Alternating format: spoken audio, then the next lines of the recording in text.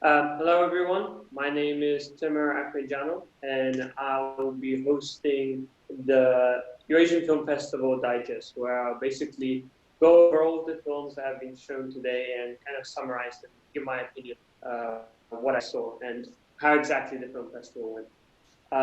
So today, Friday the 14th, the films from 4 to 6 p.m. were a collection of short films, and they were all very interesting to see. I thought there was a good variety and collection in all the films that were shown. There was a lot of fiction, a lot of non-fiction. It was just interesting to see exactly the different kind of films that were available.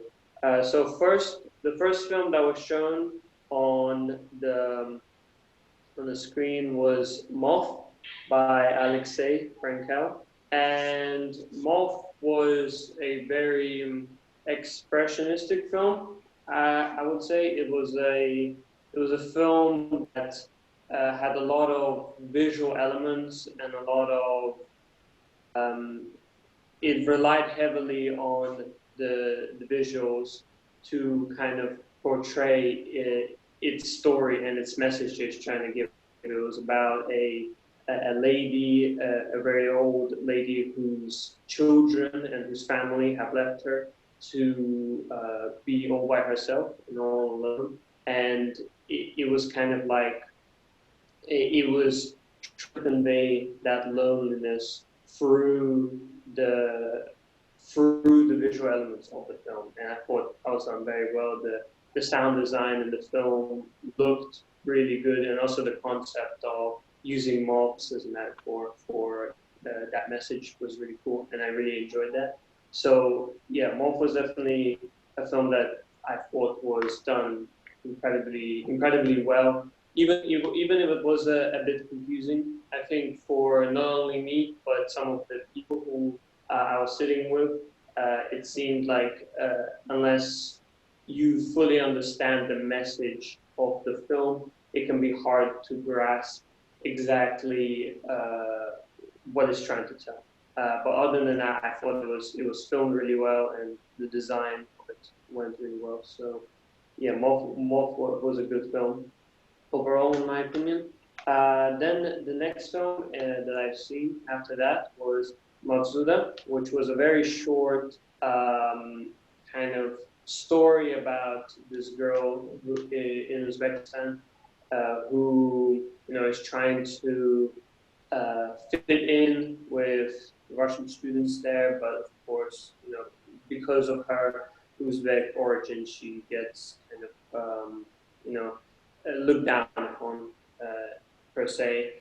And whilst the film was shot well, it wasn't like incredibly amazing, but the story and the message behind it was kind of, I felt it was relatable for a lot of kind of students who were like that. Even for me, as someone who's lived in Uzbekistan, I can sort of relate and to the character, to the girl in the film, and how she was struggling to kind of fit in with everyone else in the school. And also there was a sense of nostalgia because, for me at least, because I come from Uzbekistan myself, I was born there. So it was really interesting for me to kind of like see all of it again. It just felt very nostalgic, basically overall. And I thought that Himasu and Sarin did a great deal for the film, and I thought it was done really well. So the next film that I saw was A Welcome to Arms. Now, A Welcome to Arms was a very short film, and it was kind of like comedic, I guess. And I thought it was a pretty fun, short, kind of like interesting film. It wasn't anything spectacular. It was just a good experience to just sit there and kind of see this small little comedy. And I felt like there there was a message, but it was kind of like a very fun and childish way of looking at something. You know, it was a story about these two men who were dealing guns, and then they met a bunch of kids who were dealing with these sticks, and then they pretended those were guns. It was just really funny. I thought it was really funny how such a concept was done in a way, and I thought that Iliana Nodel did a really good job on that film. It was really short and it was really funny, and I enjoyed it personally. I don't really have much else to say. So the next film I watched was What Happens Tomorrow by Anastasia Steinke, and I thought that the film it had a really powerful message. I thought that it was conveyed in such a way that showed that basically anything was possible. It was put together really well, and basically it personally for me, it gave me a new kind of perspective into you know, how children are treated, the kind of children are treated in those societies and just society overall and in the world. And it was saddening for me to see that, you know, that children and people that have so much motivation, so much passion are treated differently from others. And it was really touching and powerful for me to see that despite all of the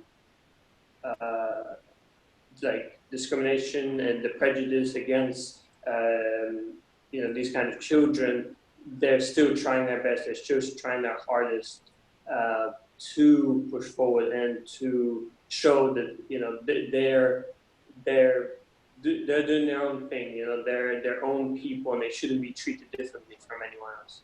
And I thought it was done. It was done really well. A really good message that was strung together beautifully with the sound and the visuals. And I personally really enjoyed the film. I thought it was really good. So yeah, thank you for that. And the film I saw after that was The Box by Ilse de Lima.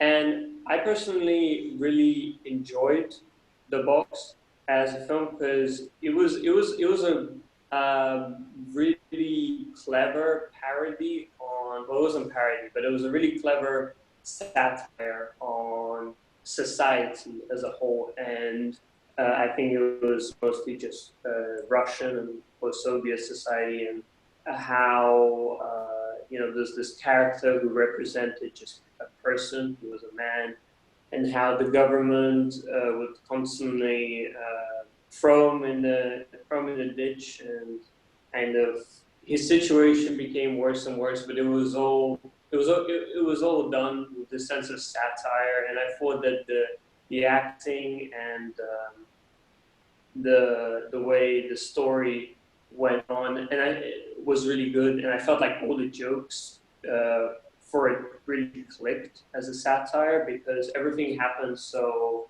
I don't know how to put it, like, well, like everything just made sense. And I thought it was really funny how they conveyed this idea of satire, because you look at it. You look at the films and they do something really stupid. They make a joke, and in your head you're going, this is stupid. This is no way this can exist. But then you reflect on it and you compare it to the real world, and then you go, oh, okay, well, maybe that's not true. Maybe, this film is being comedically accurate to some degree, and I thought that was done really well. I really enjoyed The Box. I thought it was really funny, but thought-provoking at the same time. So yeah, it was really good.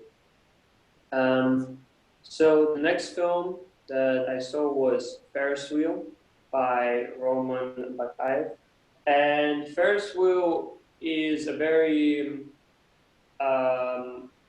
it's a very interesting take on the whole idea of a son who now whose parents divorced, and now he has a different father. And his old father is he's gone off, and he's kind of found a way to distract himself, I guess, from his responsibilities in life through religious beliefs and through things, you know, Buddhist religions and stuff. And he's like, he's the very his beliefs made him very carefree and very unresponsible.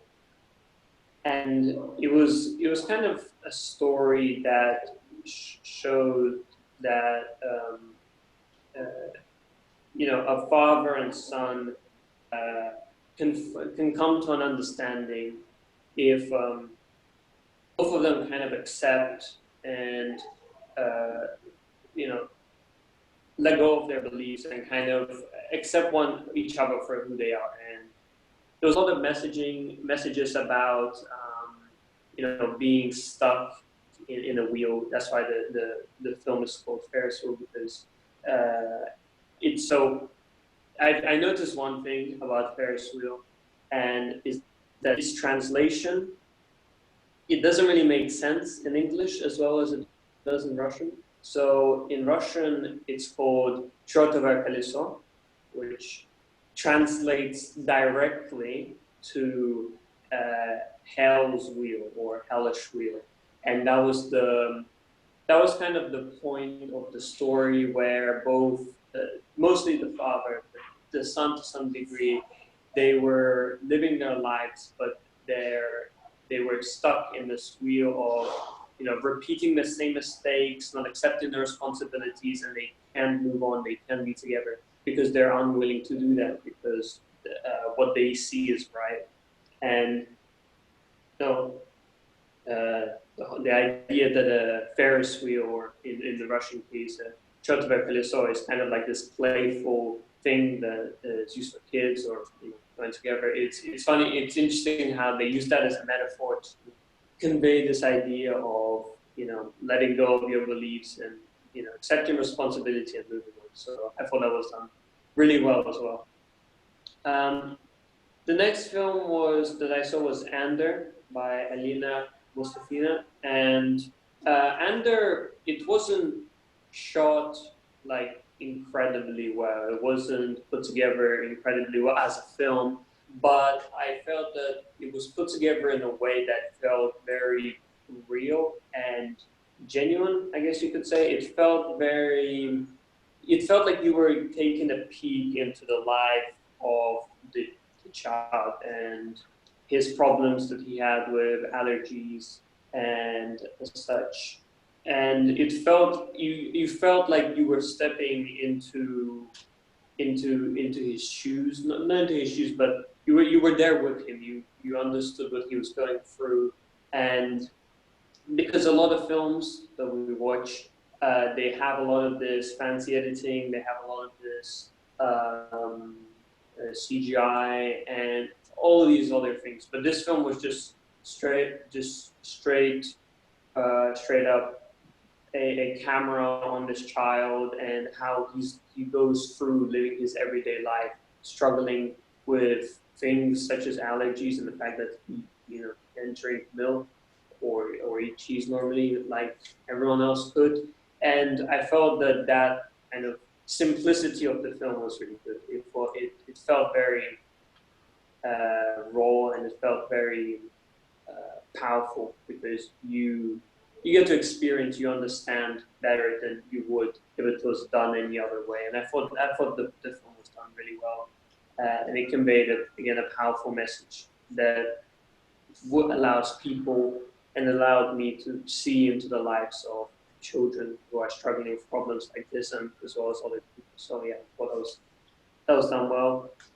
And finally, the last film that I saw was Nibrita, which was a music video by Pavel Taikov. And I thought that there isn't much to say, and there isn't much I can say about this the music video. I thought it was shot really well. It felt really professional. and it felt like you were immersed into this small little rural town, but then it was kind of juxtaposed with the loud rock music as well. And no, it was a really fun music video, and I thought that as a music video, it was done really well. But apart from that, I thought that it was shot well, and the music was pretty good. So yeah, I enjoyed that. That was done really well.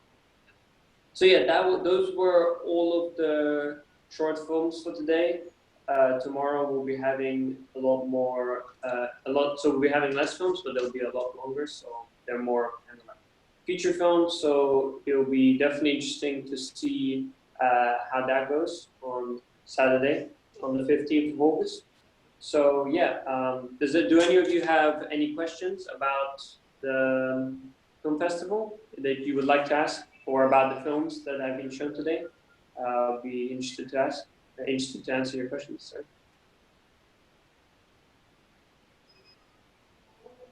Anybody?